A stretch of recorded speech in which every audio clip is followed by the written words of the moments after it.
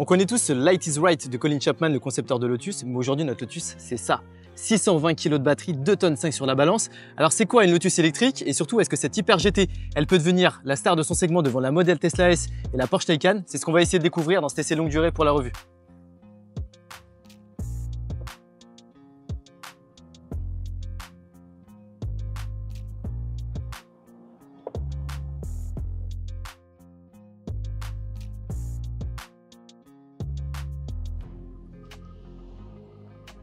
Alors la Lotus Emeya, c'est ça, une grosse berline de 4 portes avec un haillon hyper fuyant et c'est surtout une voiture qui a été taillée dans la roche. La Lotus Emeya, c'est une voiture avec plein de caractère et elle attire les regards dans la rue. C'est une voiture en fait qui a été énormément travaillée parce que Lotus, ce qu'ils ont fait, c'est qu'ils ont travaillé le CX pour le réduire à peu près 0,21. L'avantage de ça, c'est que ça permet d'avoir une voiture qui à haute vitesse est très stable et à basse vitesse qui réduit énormément ses consommations. On peut le voir par ces entrées d'air ici. Il laisse passer le flux d'air, on voit que l'air vient glisser tout au long de la voiture et on a les mêmes à l'arrière qui vont permettre du coup de faire s'échapper l'air. On va les voir. L'air passe juste ici et vient ressortir juste là. On a un énorme trou d'air juste ici. On a énormément d'options sur cette voiture, mais l'une des plus importantes et une qui nous a le plus marqué, c'est le pack aérodynamique actif. C'est quoi le pack aérodynamique? Et ben en fait, cette voiture, elle devient vivante pour plusieurs raisons. On va commencer par devant. La voiture, de façon intelligente, elle va savoir quand est-ce qu'il faut, oui ou non, utiliser ses appendices aérodynamiques. Le premier qu'on va trouver, c'est celui qui va être juste ici. Ces petites ailettes, elles vont s'ouvrir, c'est la voiture qui va choisir à quel moment et ça va permettre d'aller refroidir les freins, la batterie et le moteur. Une fois refermé, ça permet de gagner à peu près 21 km d'autonomie. On va également pouvoir retrouver sur le côté, juste ici, l'aileron arrière qui à haute vitesse va permettre de donner énormément de stabilité à la voiture et à basse vitesse de gagner encore quelques kilomètres d'autonomie. Et dernière chose, parce qu'il y en a encore une, juste ici, on a des petites ailettes qui vont venir se baisser de manière à rendre le plancher encore plus droit et dans ce cas-là, pouvoir encore économiser de la batterie. Donc c'est vraiment impressionnant à quel point le CX a été travaillé, à quel point cette voiture est travaillée. Lotus, ils ont fait un vrai taf dessus et ça se ressent notamment niveau conduite et performance. On y retournera après. Alors sur notre modèle d'essai aujourd'hui, sur cette Emeya S, on a 3 options esthétiques qui la différencient des autres modèles classiques. Déjà, ces magnifiques jantes 22 pouces. On va pouvoir également retrouver les disques qui ont été allégés et des magnifiques étriers. À l'avant, on est sur du 6 pistons. Ça freine hyper bien. On est sur un modèle qui fait quand même 2,6 tonnes. Deuxième option, cette magnifique couleur, le jaune solaire, solar en français. Et dernière option, le pack carbone qui regroupe cette partie-là sur l'aileron en carbone, le diffuseur qui a été extrêmement bien travaillé également en carbone. On va retrouver sur les côtés au niveau des rétroviseurs du carbone, au niveau de la partie caméra ici et bien évidemment sur la lame avant, juste ici. Sur ce modèle et de série, bien évidemment, on va avoir tout ce qui va être feu Matrix LED avec cette magnifique signature lumineuse à 2 étages. Il faut savoir que sur les lettres, on est sur une signature lumineuse avec un seul étage et c'est ce qui la différencie du 4x4 et de la berline. Donc comme on peut le voir, on est sur une grande berline, 5,14 m de long. On est sur 4 portes avec un haillon très fuyant. Tout le haut, c'est un toit panoramique intelligent. On va le montrer à l'intérieur. Et en fait, ce bicolore, ça permet d'asseoir la voiture et de la rendre encore plus fuyante, comme on peut le voir jusqu'au bout de l'aileron. Comme on le sait, c'est un modèle électrique. La trappe de recharge, elle est juste ici. Pour la refermer, pareil, on clique ici. Bien évidemment, sur une voiture à ce prix-là, on est sur un modèle avec des portes sans montant. On a également des poignées affleurantes qui viennent se fermer, bien évidemment, lorsqu'on ferme la voiture. Ok, bienvenue à bord de l'Emeya S. Bon, déjà, ce qu'il faut savoir, c'est qu'on est extrêmement bien assis dans cette voiture. Pour moi, il y a 4 mots qui la caractérisent. Déjà, minimaliste, sport, design et luxe. Alors, ce minimaliste, pourquoi? Parce que, comme on peut le voir, il n'y a plus rien dans la voiture. À l'exception de la boîte de vitesse qu'on va retrouver juste ici, des commandes de clim ici, et ben en fait, tout vient se régler directement sur l'écran. Comme on peut le voir ici, on va pouvoir paramétrer tout ce qu'il y a à faire sur la voiture. C'est extrêmement bien fait, l'écran il est extrêmement fluide. Bien évidemment, vous allez avoir la navigation, vous allez avoir tout ce qui est planificateur et tout ce qui est Apple CarPlay, Android Auto. Donc tout vient se faire ici. Elle est moderne high-tech pour différentes raisons. Déjà la première, comme on peut le voir, on a 1, 2, 3, 4, 5 et 6 écrans dans cette voiture. Les rétroviseurs caméra qui fonctionnent assez bien, même si la nuit il manque un peu de luminosité. On a le compteur pour le conducteur, on va avoir bien évidemment la vitesse, l'autonomie, ça reste très succinct mais ça marche très bien avec un petit capteur bien au-dessus pour les yeux pour savoir si le conducteur s'endort. La dalle qu'on a parlé juste ici et regardez, un écran pour le passager. Alors il est petit mais il fait extrêmement de travail, ça permet au passager lorsqu'il y a par exemple la musique de pouvoir changer les musiques, il peut également l'éteindre juste ici. Autre chose qui fait que c'est une voiture extrêmement moderne, on a un toit panoramique intelligent. Alors c'est une option qu'on a sur notre voiture à 3 150 €. On va pouvoir regarder sur l'écran ici, en cliquant sur la voiture, venir paramétrer en fait l'endroit que vous voulez obstruer sur le toit. Ça marche assez bien, ça permet en fait de pouvoir pas tout isoler sur la voiture et en même temps d'un côté, vous pouvez soit tout isoler, soit tout éteindre. Autre chose qu'on a sur la voiture, c'est plus au niveau du son. On a 15 haut-parleurs qui sont régis tout autour de la voiture. Comme on peut le voir derrière vous, on est sur des haut-parleurs KEF. On est sur une puissance totale de 1380 watts dans la voiture. Autant vous dire que la musique, elle nous entoure complètement et que ça vibre même jusqu'au bout des sièges. Pourquoi luxueux? Pourquoi moderne? Parce que comme on peut le voir, la qualité de finition, elle est vraiment hyper bien faite. On a des matériaux de qualité vraiment partout, que ce soit au niveau de la console centrale, juste ici, les écrans fonctionnent hyper bien, tout est très bien intégré. Il n'y a aucun plastique en fait qui vient grincer, ça marche extrêmement bien. On peut le voir notamment avec ces sièges. C'est des sortes de sièges baquets qui sont extrêmement confortables. C'est des sièges en cuir vegan, ils sont perforés, ventilés, chauffants et massant, donc ça fonctionne hyper bien que vous soyez en hiver ou en été. Ils sont réglables avec 12 positions différentes. On a tous les boutons juste ici pour les avancer, pour les reculer. On peut même également régler en hauteur l'appui-tête et sur le côté, comme vous pouvez voir, vous avez un bouton pour le massage. Lorsqu'on clique ici, regardez sur l'écran ce que vous allez avoir. La possibilité de pouvoir régler le massage pour le passager et pour le conducteur. Lorsque vous êtes ici, vous avez la possibilité de pouvoir voir la montée en massage, la descente, l'impulsion, l'épaule et la ceinture. Et regardez, on le voit juste ici, ça vient masser. Ça fonctionne avec de l'air comprimé et c'est pour ça qu'en fait, lorsque vous êtes assis, peu importe la morphologie que vous avez, et ben en fait, ça vous tient extrêmement bien le dos. Petite option aussi qu'on a sur notre voiture, 510 €, ceinture qui sont aux couleurs de Lotus, bien évidemment, couleur tricolore. En parlant de la qualité des matériaux, déjà, comme on va pouvoir remarquer, il y a énormément de carbone dans la voiture. On va en retrouver ici au niveau du ciel de toit, on va en retrouver sur la console centrale. On va également en retrouver le long des montants juste ici. Vraiment rien à dire, franchement, ils sont vraiment au-dessus des autres marques en ce moment. Alors, on est extrêmement bien assis à toutes les places de la voiture, mais celle qui reste quand même la plus intéressante, ça reste quand même celle du conducteur. Lorsqu'on est assis ici, on tombe sur un magnifique volant octogonal avec bien évidemment la possibilité ici de pouvoir régler tout ce qui va être attrait du coup au son, à la musique, à l'infodivertissement. De ce côté-là, on va pouvoir avoir tout ce qui est aide à la conduite et on a deux palettes. Alors oui, c'est une mono-vitesse sur cette voiture, donc bien évidemment, c'est pas pour passer les vitesses.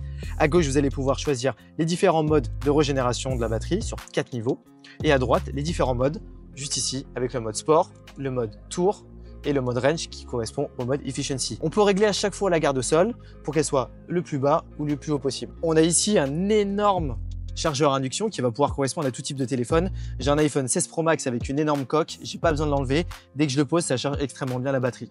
Il y a pas mal de petits gadgets dans cette voiture qui la rendent unique. Lorsque vous allez ici dans les paramètres, vous avez la possibilité de choisir des témoins lumineux, mais pas sur une, deux ou trois couleurs comme on peut avoir sur certaines marques, mais sur presque une trentaine de couleurs. Du vert qu'on va pouvoir voir ici, du jaune, du rouge, du bleu. Ça fonctionne hyper bien et c'est pas trop intrusif, c'est pas quelque chose qui est trop ostentatoire. Ça reste quand même quelque chose de très bien fini. On les a ici, on les a sur le côté, bien évidemment dans les contrebas de porte. On passe à l'arrière. Bon, on est extrêmement bien assis à l'arrière de cette Emeya S. Alors là, je suis un peu serré, même si j'ai un peu de place. Il y a une option qui est relativement bien faite. Dès que vous allez cliquer juste ici, vous avez la possibilité de régler le siège passager pour l'avancer et avoir plus de place sans avoir à aller devant. Donc ça, c'est une option qui est relativement bien faite. Comme vous pouvez le voir, vous avez deux boutons de vitre. Vous avez le premier pour la vitre classique, bien évidemment, et vous avez le deuxième pour régler la vitre passager. C'est une option qu'il faudrait avoir sur toutes les voitures. Donc comme on vous l'a dit, on est extrêmement bien assis dans la voiture. Un petit détail qui voit qu'on est sur une voiture qui est globalement haut de gamme. Vous allez avoir juste ici la possibilité de pouvoir relever ou baisser le dossier du siège. Option hyper intéressante sur une voiture comme ça, surtout qu'on vient faire des longs trajets comme on l'a fait sur un Paris-Biarritz. Comme vous pouvez le voir, on est sur des sièges perforés. Ils sont chauffants, ils sont ventilés, ils sont pas massants parce que pour les massants, il faudra partir sur la version juste au-dessus. Vous allez avoir bien évidemment les mêmes ceintures que celles que vous avez devant, donc sur les couleurs tricolores. Vous allez avoir un accoudoir central sur lequel vous allez pouvoir mettre deux gobelets juste ici dans les porte-gobelets. Et option très sympa, vous avez la possibilité ici directement de régler le toit comme on l'a fait tout à l'heure devant. Qui dit grande berline et surtout 5,14 m dit grande contenance au niveau du coffre et ça se confirme bien parce que dans le coffre juste ici, on a une contenance de 510 litres et on le voit, le coffre il est extrêmement profond. Là, on est parti 5 jours, on était 4, on a énormément de place, ça fonctionne relativement bien et comme on peut le voir, le plancher est assez haut. Dès que vous mettez une valise, c'est hyper simple de la pousser. Haillon électrique avec les deux petites lumières pour s'éclairer la nuit. Et bien évidemment, vu qu'on est sur une voiture électrique, on a devant un deuxième coffre. Pour l'ouvrir, très facile, vous allez avoir, comme si vous ouvrez un capot classique, la première porte ici. Et dès que vous venez devant, vous allez avoir un petit coffre avec une contenance de 31 litres. Donc c'est pas énorme, mais ça permet de ranger tout ce qui est câble et d'alimentation pour recharger votre voiture. Alors notre Lotus Emeya S, elle a une batterie d'une capacité de 102 kWh brut à peu près et en capacité nette d'à peu près 98,6. Mais le plus intéressant sur cette voiture, c'est qu'elle a une capacité maximale de recharge de 350 kW qui lui permet du coup de faire le 10 à 80% en seulement 18 minutes. Et on l'a testé en conditions réelles. C'est vraiment ce qui s'est passé avec une courbe de recharge qui reste très haute pendant très longtemps avant de redescendre bien évidemment comme tous les modèles électriques. Nous sur notre modèle, on a fait de la longue distance. On a fait un Paris-Biarritz à peu près aller-retour, ce qui nous fait à peu près 2000 km. Sur le trajet aller, on a dû la recharger une fois et demie avec à peu près 20-25 minutes de recharge et sur le retour à peu près la même chose. Ce qui fait que du coup aujourd'hui c'est hyper appréciable de pouvoir rouler avec des voitures qui sont nommées hyper GT, pouvoir faire de la longue route tout en roulant en électrique, dans le confort de l'électrique et dans le silence de l'électrique. Et c'est parti, bienvenue à bord de la Lotus Emeya S. Alors il faut savoir quelque chose, la Lotus Emeya elle existe en 3 versions, la classique, la Lotus Emeya S et la Lotus Emeya R. Aujourd'hui, le modèle qu'on a à l'essai, c'est la Lotus Emeya S. On a 612 chevaux, 710 Nm de couple. Donc on est sur un modèle qui est quand même relativement sportif, 4 roues motrices et un moteur électrique sur chaque essieu, un à l'avant et un à l'arrière. Résultat, Lotus annonce le 0 à 100 en 4 secondes 15 et VMAX bridé bien évidemment à 250 km/h.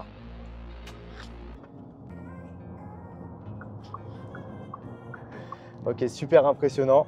Bon, on va pas se mentir, il y a plus rapide, il y a plus puissant, que ce soit dans notre gamme ou alors dans les gammes concurrentes, mais ça reste néanmoins hyper impressionnant de pouvoir avoir une voiture de 2,5 tonnes qui part comme une fusée en 4 secondes 15 au 0 à 100. Alors ça, c'était dans les lignes droites, mais qu'est-ce que ça donne dans les virages? Et ben, on l'a testé dans les montagnes espagnoles, juste derrière Biarritz, et la voiture se comporte de façon hyper agile. Pourquoi? Parce qu'elle a énormément d'électronique qui sont embarquées à l'intérieur, avec un contrôle d'amortissement qui va être actif, un contrôle intégré du châssis, et elle va avoir sur ce modèle-ci, comme on l'a vu, le pack aéro. Le pack aéro, il va donner à la voiture la possibilité d'ouvrir l'aileron à l'arrière pour avoir beaucoup plus de stabilité à haute vitesse, et ça, on le ressent énormément. Dernier point et pas des moindres, la voiture elle a des énormes disques qu'on va pouvoir retrouver à l'avant et à l'arrière qui sont allégés avec des énormes étriers 6 pistons qui permettent de vraiment facilement freiner la voiture même dans les virages un peu serrés. Bon, déjà on est extrêmement bien assis dans la Lotus Emeya, on a que des matériaux de qualité, que ce soit au niveau des casquettes ici, au niveau des sièges qui sont en cuir vegan et également au niveau du volant qui est en Alcantara. Magnifique volant d'ailleurs avec bien évidemment 2 palettes, pas pour la vitesse parce qu'on est sur une boîte monovitesse, mais à gauche on va pouvoir retrouver la palette qui va permettre d'augmenter ou diminuer pour la régénération.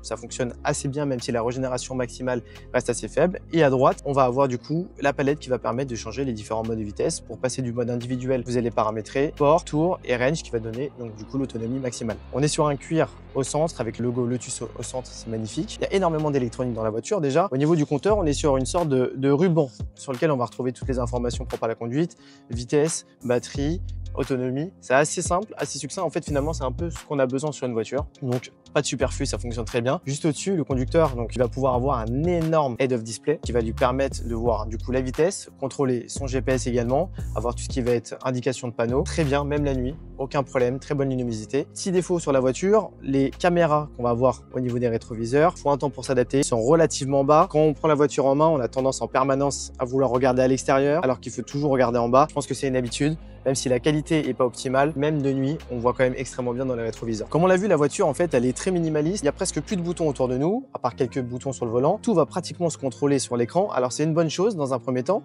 parce que il est grand, très clair, il est très rapide. Mais le problème, c'est que du coup, pour des fois aller chercher quelques informations, il va falloir aller fouiller dedans. Et quand on conduit, c'est un petit peu délicat, surtout que la dalle est vachement loin. Il faut souvent tendre le bras pour aller chercher l'information, que ce soit pour augmenter, diminuer la luminosité ou des choses aussi basiques que ça. Alors comme on l'a vu, cette voiture, c'est une sportive, mais elle est quand même vachement plus typée route. Et ça tombe bien parce que dans son nom, elle est appelée comme une hyper GT, GT Grand Tourisme. Elle est censée pouvoir faire des longues distances et nous, on l'a testé en conditions réelles et ça fonctionne hyper bien. Le mode d'emploi pour passer en mode Grand Tourisme, c'est très facile. Vous appuyez sur le bouton à gauche, vous allez avoir un menu qui va s'afficher ici. Passez en mode massage, vous le mettez en mode fort, vous passez à l'avant, siège chauffant, vous mettez également le volant chauffant. Vous revenez sur la navigation, vous cliquez sur le bouton à gauche de maintien de ligne, le capteur lidar sort au-dessus et alors là vous avez rien à faire, vous pouvez partir sur 2000 km sans souci, la voiture gère le reste.